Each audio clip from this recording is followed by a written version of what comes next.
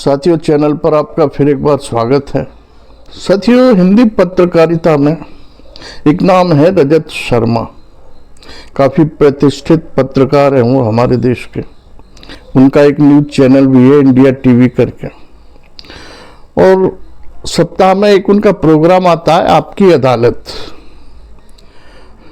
उसमें हर क्षेत्र के सेलिब्रिटी, मशहूर व्यक्ति जो छोटे से बड़े बने हैं, किसी भी क्षेत्र के हैं, राजनीति हो, सिनेमा जगत हो, व्यवसाय जगत हो, साहित्यकार हो, हर क्षेत्र के अपने स्टूडियो में लाते हैं।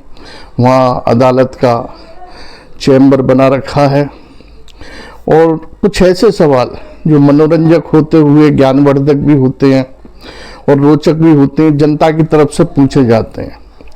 रजत शर्मा वकील बनते हैं जनता के, और जो सेलिब्रिटी होते हैं वो कटघरे में बैठे रहते हैं। जो जज बनते हैं वो भी विद्वान व्यक्ति होते हैं, साहित्यकार हो, वकील हो, प्रतिष्ठित पुराने जज हों, जो रिटायर्ड हो गए हों, इस तरह के व्यक्ति जो बुद्धिजीवी वर्ग से आते हैं वो जज बनते हैं।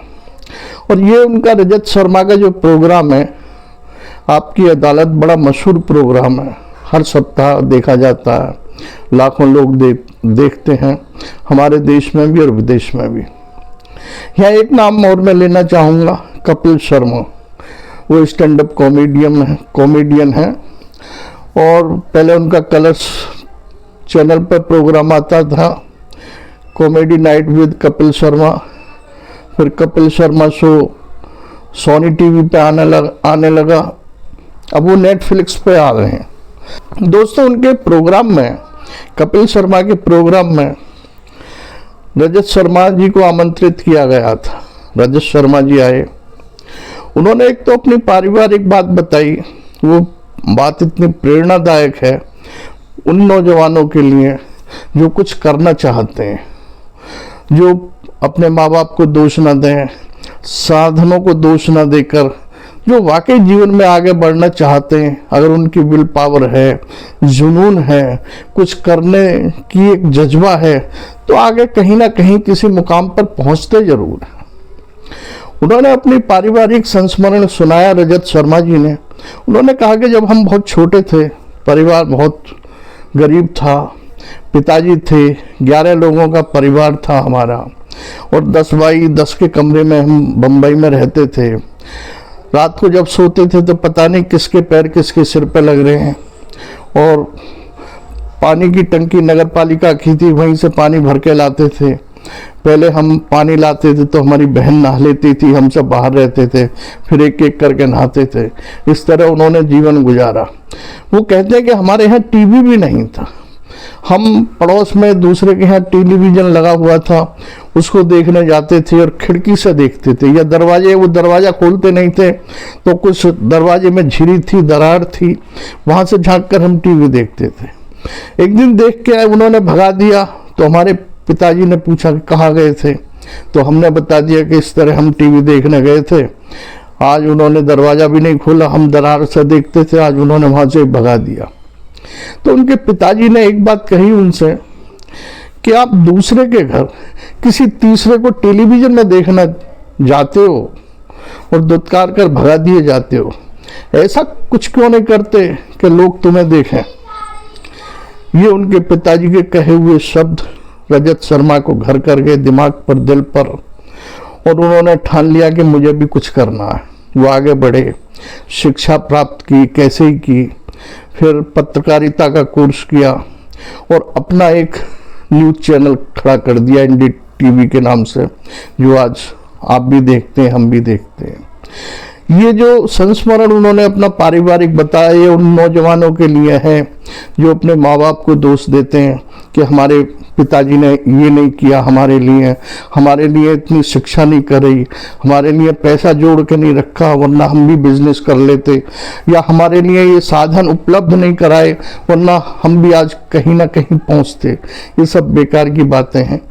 जिन्हें वाकई ही कुछ करना होता है, आगे बढ़ना होता है, जिनकी इच्छा शक्ति मजबूत होती है, जिनकी आंखों में सपने पलते हैं, जो सपने उन्हें सोने नहीं देते, वो जरूर कुछ ना कुछ आगे कर जाते हैं। यहाँ एक बात और मैं जोड़ूंगा साथियों, बात यह है कि संगत का बहुत असर पड़ता है।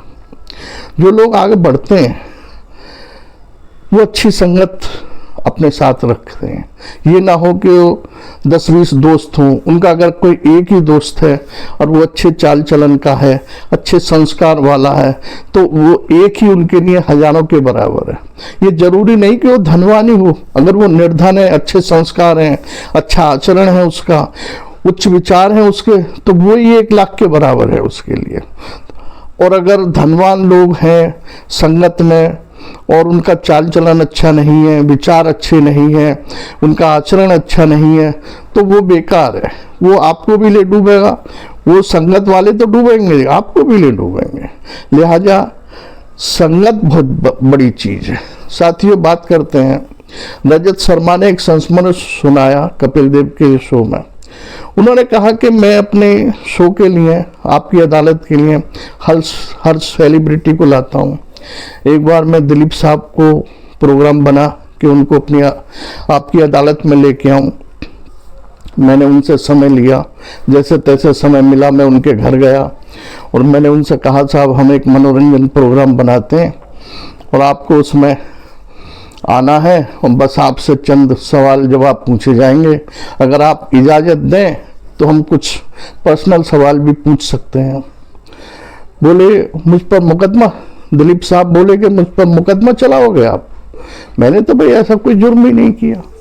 रजत साहब ने कहा कि साहब आपने कोई जुर्म नहीं किया, ये एक मनोरंजक कार्यक्रम है और कुछ ऐसे चंद सवाल पूछे जाते हैं जो जनता के मन में होते हैं अपने सेलिब्रिटी के प्रति, कि वो कैसे रहते हैं, क्या करते हैं, फिल्मों में किस तरह सफलता पाई या किसी भी क्षेत्र में किस तरह वो आगे बढ़े, कुछ इसी संबंधित सवाल होते हैं।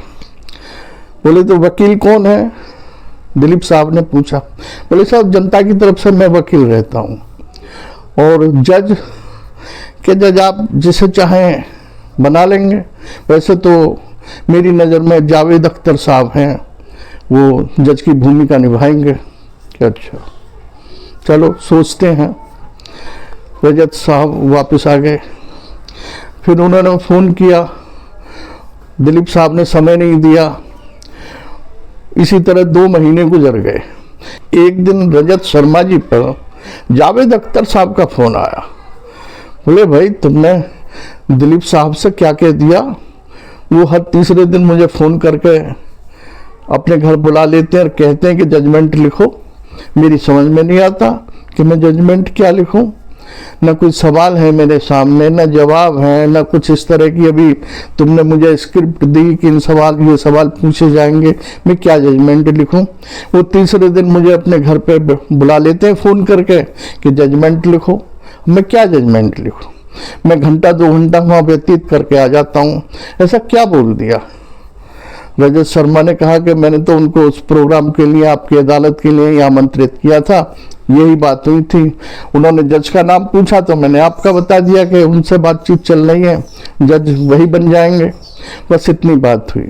साथियों, बड़े लोग, दिलीप साहब ट्रेजिडी किंग, फिल्म इंडस्ट्री के मुकम्मल एक इंडस्ट्री उनके अंदर, रजत शर्मा पत्रकारिता के धुरंधर पत्रकार और जावेद अख्तर फिल्मी दुनिया के सफलतम लेखकों में से एक, और अब भी गजल और कविताएं लिखते हैं। साथियों, आपकी अदालत तो दिलीप साहब पर नहीं बन पाई। हम और आप उन सवाल जवाब देखने से वंचित रह गए, लेकिन कुछ ऐसे वाक़या हो जाते हैं ऐसे लोगों की ज़िंदगी में जिन्हें हम स्मरण करते हैं और वो हादसे भी पैदा करते हैं और कुछ प्रेरणा भी देते हैं। इसी के साथ साथियों, आपने वीडियो देखी सुनी, इसके लिए धन्यवाद, आभार।